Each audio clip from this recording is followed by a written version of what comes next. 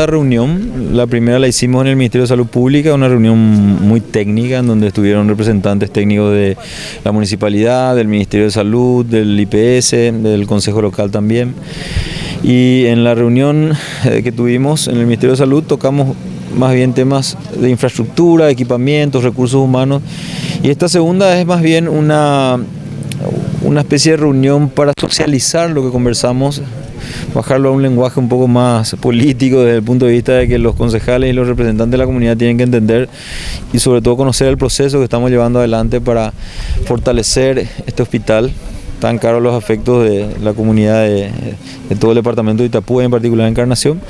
Y en representación del ministro Julio Mazzoleni estamos acá justamente para tratar de encontrar las coincidencias y entender que la salud pública está por encima de cualquier diferencia. Ahora, los beneficios que podrían dar el ministerio, ahora por la utilización también de la infraestructura y por un lado usted ya sabe también lo que han manifestado las autoridades aquí de este centro asistencial que requieren, por supuesto, de una ayuda monetaria por parte del ministerio.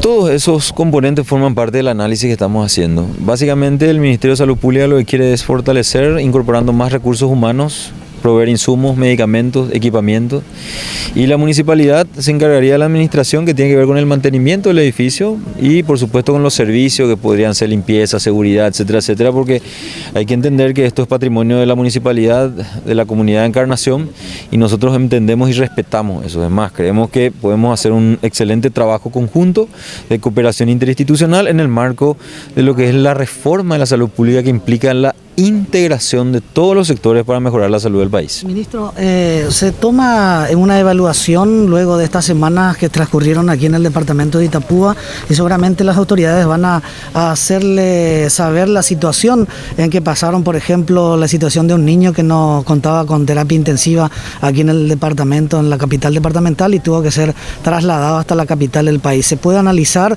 tener en su respuesta positiva dentro de un poco tiempo, un corto tiempo, poder contar ya con una terapia intensiva para los niños del departamento de Itapúa, viceministro? De hecho, parte del análisis técnico que se hace es la capacidad que tiene el hospital de llegar a contar con un servicio de terapia intensiva pediátrica y neonatal. Eso va a depender un poco de la infraestructura, de la disponibilidad de recursos humanos, de recursos financieros que pueda sostener un proyecto de esa naturaleza, que hay que entender que es sumamente complejo y no significa simplemente tener un edificio y camitas, significa tener recursos humanos capacitados, y hoy en el país lastimosamente la cantidad no es suficiente, y en particular en pediatría, pero de todas maneras yo creo que es un proyecto que se va a poder llevar adelante, lo vamos a estudiar y lo vamos a hacer responsablemente. Mientras tanto, lo que hay que entender es que hay una red integrada e integral de servicios de salud que garantiza que la atención del paciente que así lo requiera se dé en todos los niveles, en todo el país, y no importa de dónde uno sea o de qué región sea. Esto a nivel país, en estos momentos estamos manejando la información de que no hay terapia intensiva para niños. ¿Qué pasa si una criatura se enferma en estos momentos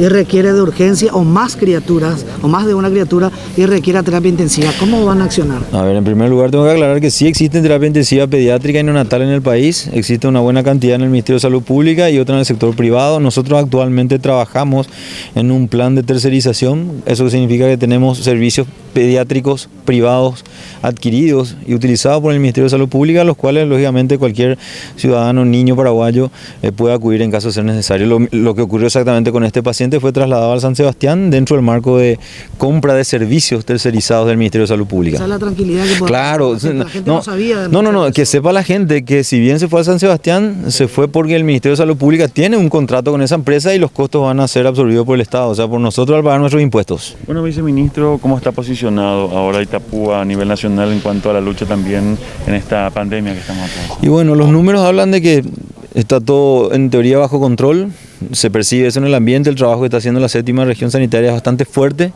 tenemos entendido que hay 2 pacientes internados, pero el contexto de internación es más bien por otras cuestiones, más que por el desarrollo de la enfermedad en sí. Y estamos esperanzados y por supuesto siguiendo todos los días contra esa lucha, contra ese germen que lastimosamente revolucionó todo el mundo, ¿verdad? Y Paraguay. Y la dotación de insumos en este momento es regular. Por supuesto que seguramente habrá algunas carencias porque estamos también en una etapa en donde el Ministerio empieza a adquirir y hay brechas, pero esas brechas rápidamente se corrigen. La poca ejecución tal vez que cuestiona también el presidente de la República por parte de la cartera sanitaria. Bueno, en realidad nosotros habíamos planificado un monto total de 514 millones en un contexto en donde el mundo se venía abajo, en donde países de primer mundo colapsaban. y el cálculo se hacía en base a una tasa de ataque de 30%. Hoy el contexto es distinto, gracias al enorme esfuerzo de la gente, la tasa de ataque es el 10%, en base a eso se calcula que los requerimientos probablemente no alcancen ni el 50% de los 514 millones, vamos a recibir una transferencia de 96 y el 50% de eso que se va a transferir ya está en proceso de ejecución, por lo tanto finalmente vamos a terminar utilizando todo, pero también es importante entender que yo puedo tener toda la intención del mundo de comprar todo lo que hay, pero en Paraguay nadie tiene para proveer. Entonces no se trata de hacer llamados por hacer, se trata de saber si hay o no hay, en base a eso ir comprando inteligentemente. Ahora, doctor, también una cuestión, mueren más personas con cáncer que por COVID, también son sectores y reclamos que diariamente se van haciendo. De hecho, si bien hubo una afectación colateral por el tema del COVID, debido fundamentalmente a la falta de transporte público que disminuyó en menos del 50%, la atención en el Instituto del Cáncer nunca dejó de existir. Lo que pasa es que la dificultad para llegar fue el problema. Aún así, nosotros estamos fortaleciendo el servicio, vamos a iniciar el trámite para hacer un llamado para incorporar más medicamentos al cuadro básico oncológico. Eso va a permitir comprar medicamentos de altísimo costo que un paraguayo no podría hacerlo. Y eso traduce un poco la voluntad del ministro Julio Mazzoleni de querer fortalecer la atención al cáncer en el Paraguay. Más insumos. Más insumos, más medicamentos, y el cáncer es un capítulo aparte, y yo particularmente que fui director 3 años del Instituto Nacional del Cáncer, estoy encargado ahora, a pedido del ministro, de ir controlando todos los procesos que tengan que ver con mejorar la calidad.